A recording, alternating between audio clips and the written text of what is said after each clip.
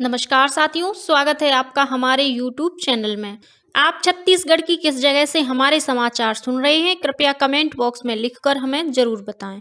रायपुर से प्रस्तुत हैं छत्तीसगढ़ के प्रादेशिक समाचार। समाचारों के साथ मैं रजनी शुक्ला। पहले मुख्य समाचार। सूचना एवं प्रसारण मंत्रालय ने भ्रामक और गलत खबरें चलाने वाले YouTube चैनलों का किया खुलासा। देश भर में कल युवाओं के प्रेरणा स्रोत स्वामी विवेकानंद की जयंती मनाई गई। रायपुर में मुख्यमंत्री ने विवेकानंद स्मारक डे भवन के जीर्णोद्धार के लिए 4 करोड़ रुपए स्वीकृत करने की घोषणा की। भेंट मुलाकात कार्यक्रम के दौरान मुख्यमंत्री ने कुरूद के विकासखंड शिक्षा अधिकारी और मगरलोड के तहसीलदार की शिकायत मिलने पर उन्हें हटाने के दिए निर्देश। लोक निर्माण मंत्री ने राज्य की 1348 किलोमीटर लंबी 553 सड़कों के नवीनीकरण कार्यों को दी स्वीकृति।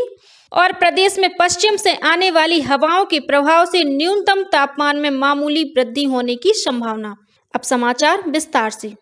सूचना एवं प्रसारण मंत्रालय ने भ्रामक और गलत खबरें चलाने वाले 6 YouTube चैनलों का खुलासा किया है।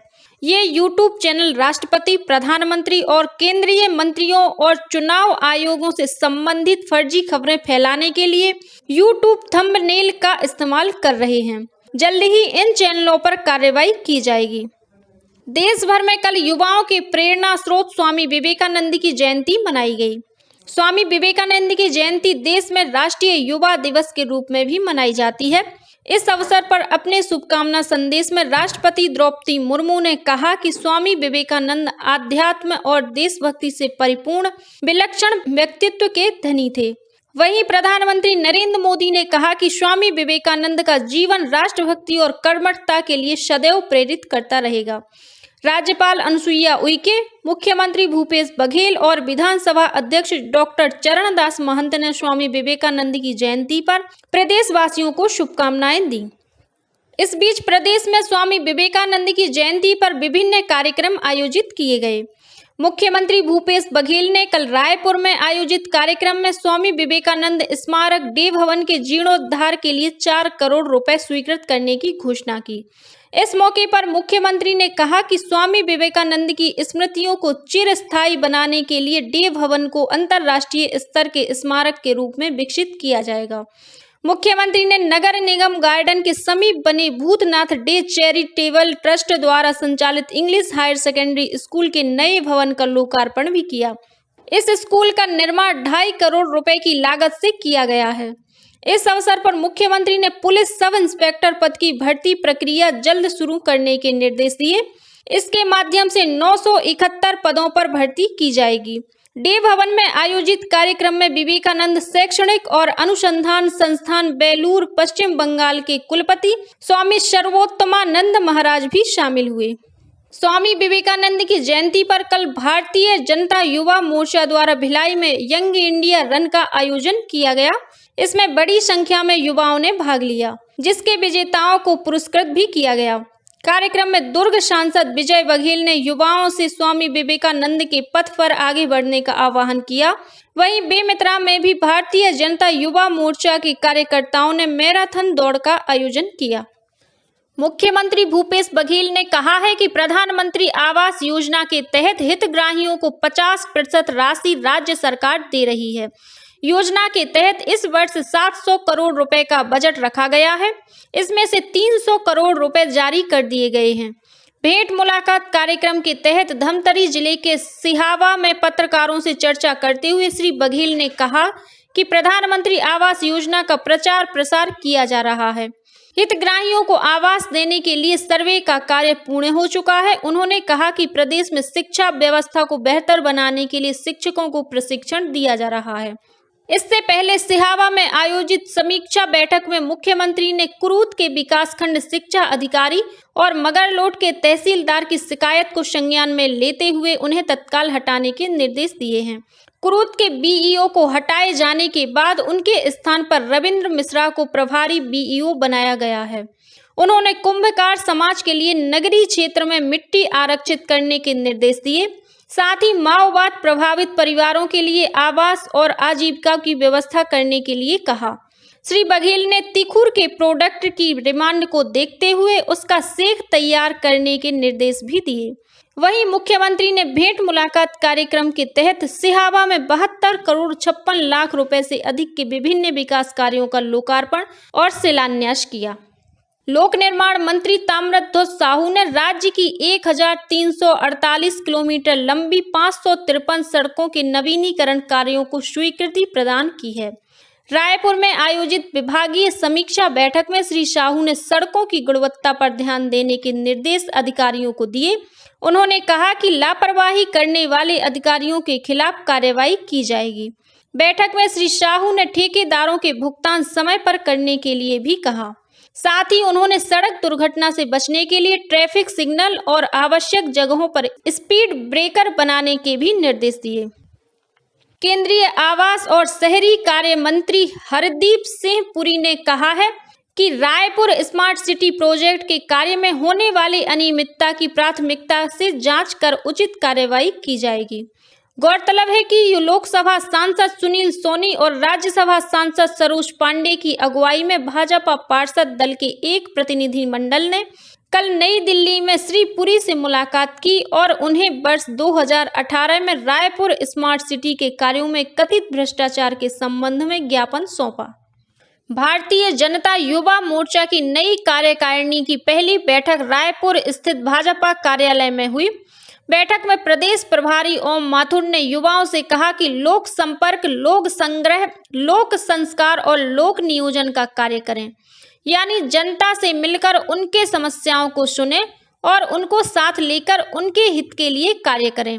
उन्होंने कहा कि युवाओं के विषय को लेकर गांव-गांव में जाएं और लोगों को जागरूक करें। बैठक में प्रदेश भाजपा अध्यक्ष अरुण साव, युवा मोर्चा के प्रदेश प्रभारी आलोक डंगस और प्रदेश अध्यक्ष रवि भगत उपस्थित थे। वहीं भारतीय जनता पार्टी पिछड़ा वर्ग मोर्चे की प्रदेश कार्य समिति की बैठक रायपुर में हुई।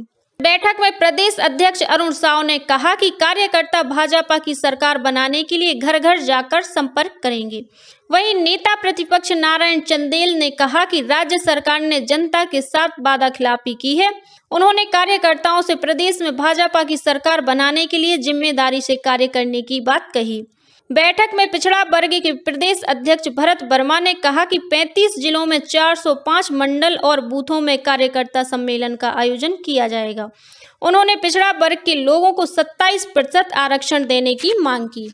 भारतीय जनता पार्टी के प्रदेश महामंत्री और पूर्व मंत्री केदार कश्यप ने राज्य सरकार पर धर्मांतरण को बढ़ावा देने का आरोप लगाया है। श्री कश्यप ने कहा है कि राज्य सुरक्षा कानून रासुका लागू कर राज्य सरकार आदिवासियों की संस्कृति को खत्म करने का षड्यंत्र कर रही है। उन्होंने आरोप लगाया कि प्रदेश में रासुका लागू होने से धर्मांतरण का विरोध करने वालों के खिलाफ कार्रवाई की जाएगी और धर्मांतरण कराने वालों को बढ़ावा मिलेगा। संस्कृति मंत्री अमरजीत भगत ने कहा है कि प्रदेश में फिल्म सिटी बनाने का उद्देश्य छत्तीसगढ़ी फिल्म निर्माण को बढ़ावा देना, शूटिंग के लिए छत्तीसगढ़ को सेंट्रल हब के रूप में डेवलप करना और विनिर्माण क्षेत्र में निवेशकों को आकर्षित करना है।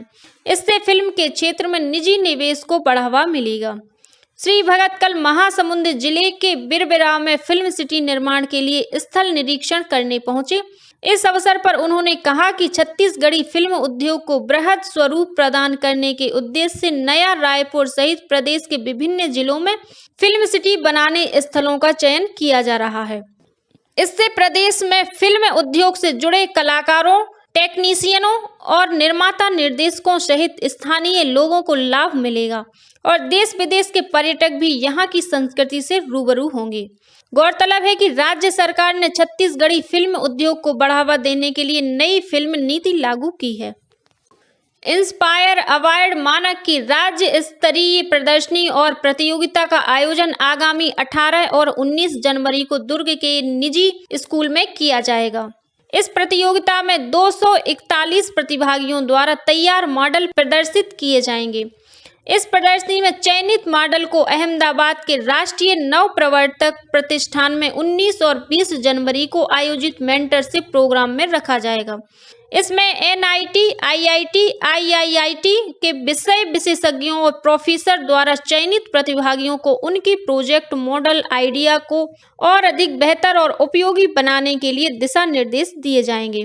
राज्य स्तर पर चयनित होने वाले प्रोजेक्ट मॉडल और आइडिया का प्रदर्शन राष्ट्र स्तरीय प्रदर्शनी और प्रतियोगिता में किया जाएगा। सड़क सुरक्षा सप्ताह के दूसरे दिन कल राजधानी रायपुर सहित प्रदेश के विभिन्न जिलों में जन जागरूकता पर आधारित कार्यक्रम आयोजित किए गए। इसी कड़ी में रायपुर जिले में संसदीय सचिव और विधायक विकास उपाध्याय ने 8 यातायात जन जागरूकता रथों को हरी झंडी दिखाकर रवाना किया। इन रथों के माध्यम से यातायात नियमों से संबंधित बैनर, पोस्टर और पॉम्पलेट का वितरण लोगों को जागरूक करने के लिए किया जाएगा। रथ के साथ ही 2 नुक्कड़ नाटक दल ग्रामीण क्षेत्रों में जाकर लोगों को सड़क दुर्घटना से होने वाले नुकसान के बारे में जानकारी देंगे। इधर मुंगेली जिले में यातायात पुलिस के अधिकारियों ने स्कूली बच्चों को यातायात नियमों के प्रति जागरूक किया। उधर कोंडागांव जिले में लोगों को सड़क सुरक्षा के महत्व को बताने यातायात पुलिस ने हेलमेट रैली निकाली। और अब पेश है मौसम का हाल। प्रदेश में पश्चिम से आने वाली हवाओं के प्रभाव से न्यूनतम तापमान में मामूली परिवर्तन होने की संभावना है। मौसम विभाग के अनुसार आने वाले दिनों में दिन के अधिकतम तापमान में मामूली वृद्धि हो सकती है, वहीं विशेष परिवर्तन नहीं होने की संभावना जताई गई है। प्रदेश में आमतौर पर मौसम शुष्क रहेगा। और अब कुछ अन्य खबरें संक्षेप में। केंद्र सरकार ने नई एकीकृत खाद्य सुरक्षा योजना को प्रधानमंत्री गरीब कल्याण अन्न योजना नाम दिया है। रायपुर स्थित लोक आयोग कार्यालय में शराब के नशे में हंगामा करने वाले सचिव सुधाकर खलखो को राज्य सरकार ने हटाने के निर्देश दिए हैं।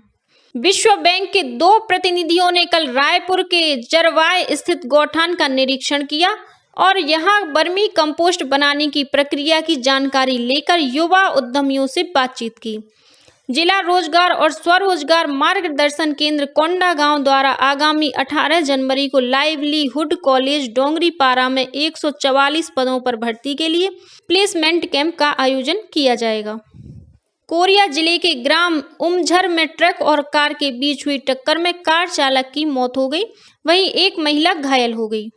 कोरबा जिले में पुलिस ने 230 किलोग्राम गांजे के साथ पसान थाना क्षेत्र के 3 लोगों को गिरफ्तार किया है।